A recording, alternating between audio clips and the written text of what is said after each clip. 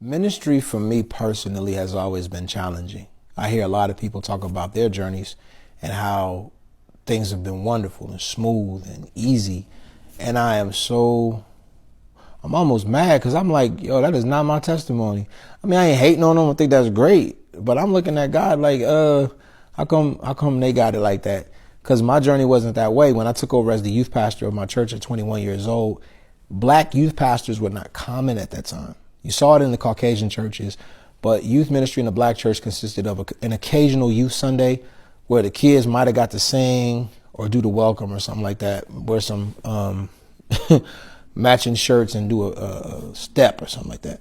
But it wasn't really an emphasis on youth ministry. So when I did it in my city, because our city was fairly traditional, a youth pastor was almost unheard of. And there were a lot of people that were critical of my methods. I was blessed because my parents were so supportive, but that's back in the late 90s, early 2000s. You're talking about a time when people didn't dress casual going to church.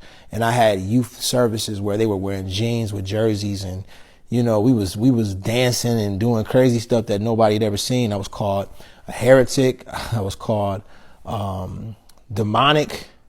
I was criticized by people in my city that I absolutely loved, and they were just dogging me. So as a young boy, I didn't know how to handle that. At 21, 22 years old, that was rough. So that was a challenge, but I saw 300 teenagers a week coming to hear a 21-year-old tell them about Jesus. And so I didn't make all the right decisions as far as my leadership. I wasn't, sometimes I was too legalistic, too religious, because I was raised that way. So even though I thought I was innovative, there was still things in me that didn't allow me to make the best decisions as a leader. I think a lot of times I was too hard, but I was immature and I didn't know any better. So I had to go through the process of learning how to pastor because it blew up out of nowhere. So that whole process was fun in certain areas, but it was very challenging and very hard and emotionally draining. I got married during that time frame. The marriage didn't work out. So by 31, when I became the senior pastor of the church, my marriage was already like done. We got divorced when I was 33. And the church started to boom and grow again because our church was always a thriving ministry. And my mother and my father set me up to do well. So I took over, and then the church began to boom and thrive. And got divorced, and a lot of people in the city just like started running me down. So I had to deal with that, the betrayals, the disappointment of that. So that was challenging. That was hard. And then the Lord opened some doors for me to do evangelism. You hit the road, and you have your own preconceived ideas of what road ministry will be like, because you have your heroes, you have the people that you look up to, you adore, you admire, and you just know that when you meet these people, because my dad is a man of integrity, my mother's a woman of integrity, so I had a great example of Christian integrity in front of me. They actually lived what they preached. So I thought everybody was like my parents. I'm from South Bend, Indiana, so it wasn't like I had a lot of exposure. And so you meet your heroes on the road, and you find out things are not what you thought.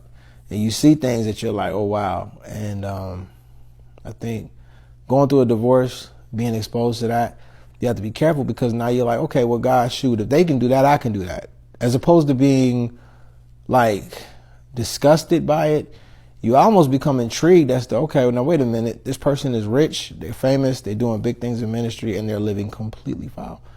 And I learned a lot about God during that time frame, that he isn't going to strike everybody down, that God's grace is absolutely incredible. But as opposed to me conforming, I realized that there was just a lot of responsibility that I had to take on doing this thing called ministry. So being single as a senior leader of a church that's booming and thriving, being around a lot of people that don't necessarily have the same standard as you and integrity as you, it was a challenge. But ultimately,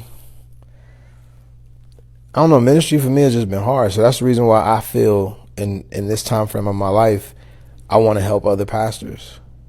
I really want to be a leader that gives them something else to look at, as opposed to the starchy, staunchy people that act like they got it all together. I've always tried to present myself as transparent as possible without giving people total access to my life, but just being honest about the things that I've struggled with, honest about the things that I've dealt with, honest about my shortcomings. I'm not going to put it all on social media, but when pastors and leaders talk to me, I don't have no problem saying, well, I did X, Y, Z, or this, I wish I would have did this better, or I wish I would have handled this or that better. You know what I mean? So like, I don't struggle with that. It's not like oh man, blah, blah, blah, blah, blah. No, I like to be open. I like to be honest because I feel like that helps people in the long run. So I'm in a place where I see ministry through the lens of empathy. I remember being lonely. I remember being broke. I know what it's like to be a single leader and you want to have sex and you're trying to hold your integrity. I know what it's like to fall and make mistakes. I know what it's like to make the wrong decision with your church, going in a direction you're like, oh, we're going to do this, and it's the total wrong decision and you got to retract.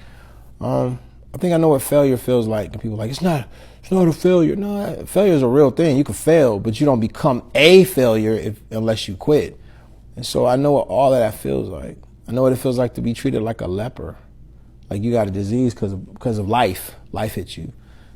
So I don't know. I'm just in a place now where my desire is to be as empathetic and helpful to other leaders as I possibly can, because my journey was not easy.